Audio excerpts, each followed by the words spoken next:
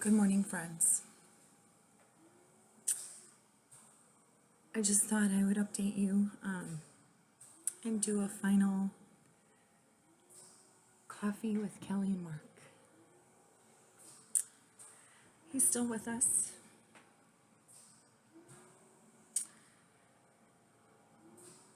But God is calling him home soon. Would have never have expected it to go this quickly. But God has a reason, and thank God for his mercy. He's still with us for a reason. There's still work to be done. So what are we doing? I still sleep in our room together with him. I still pray with him. I got up today and brushed my hair and my teeth and got dressed like I normally do and got my cup of coffee. And why? Because I still have work to do for him. He is being made very comfortable. Thank you, hospice, for the hands and hearts of service that you are for those in such vulnerable positions. Thank you to all of you that have been praying for us and helping us in so many ways. It is very humbling. I got dressed today, and sometimes with all this going on, you can kind of think, why even get ready? But I brushed my hair and I brushed my teeth and I put on a clean shirt and I thought, even if he wakes up for a minute today, I would like to look nice for him because I love him. God asks us to do big things, doesn't he?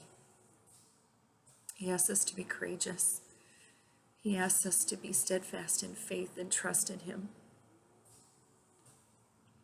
And that's not always easy, is it?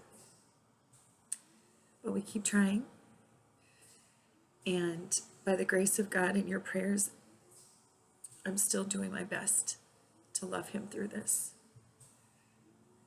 So, this is a very important time as God prepares him to leave his earthly body and join him in heaven.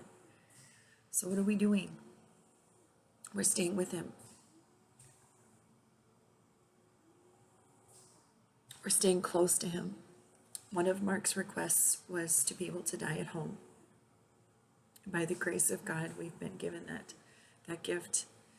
We started this journey, and I was so scared because I was like, how am I going to do this? He's such a big person. How am I going to care for him?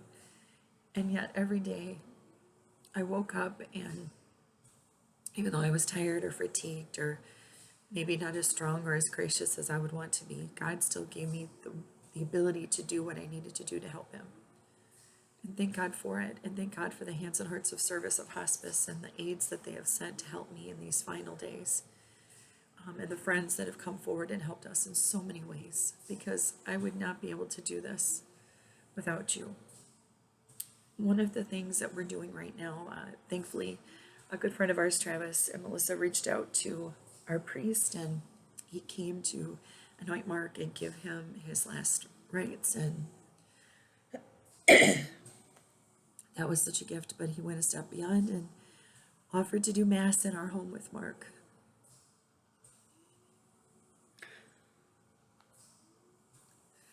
How beautiful is that? So that was an abundant gift. We've had friends come and bring our statue of Lady Fatima statue. So we've been praying our rosaries and Divine Mercy chaplets. Why do we pray a Divine Mercy chaplet?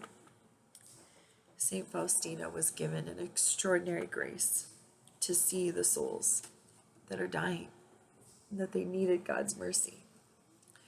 And God gave her a great gift, the chaplet of Divine Mercy.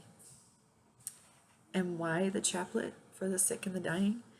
It says here, God in souls is the motto of St. Maria Faustina of the Most Blessed Sacrament, one of the elements of the devotion that Jesus desired St. Faustina de Spread is called the Divine Mercy Chaplet. He wants it to be offered especially for sinners and for the dying. Jesus is quoted in St. Faustina's diary saying, "Pray as much as you can for the dying. By your entreaties, that is, insistent prayers, obtain for them trust in my mercy, because they have most need of trust, and have it the least. Be assured that the grace of eternal salvation for certain souls in their final moments depends on your prayer. You know the whole abyss of my mercy, so draw upon it for heaven, and especially for poor sinners. Sooner would heaven and earth turn into nothingness than would my mercy not embracing a trusting soul." So we can pray this from a distance. We can pray it with the soul right next to them. So we are doing that. St. Faustina had love for the sick and the dying and prayed for them with great fervor. The Lord gave many promises regarding the recitation of the Divine Mercy Chaplet at the bedside of the sick and the dying. The following experiences recorded in her diary made it clear that one does not have to be physically at the bedside, she wrote. "It sometimes happens that the dying person is in the second or third building away. Yet for the spirit, space does not exist. It sometimes happens that I know about a death occurring several hundred kilometers away. This has happened several times with regard to my family and relatives, and also sisters in religion, and even souls who I have not known during their lifetime." Wow. So friends, you can look this up online, Divine Mercy Chaplet, if you've never prayed it before. Look it up. There are great graces that come to those who are sick and dying. So friends, this is a final send-off for Mark and I. But thank you for everything.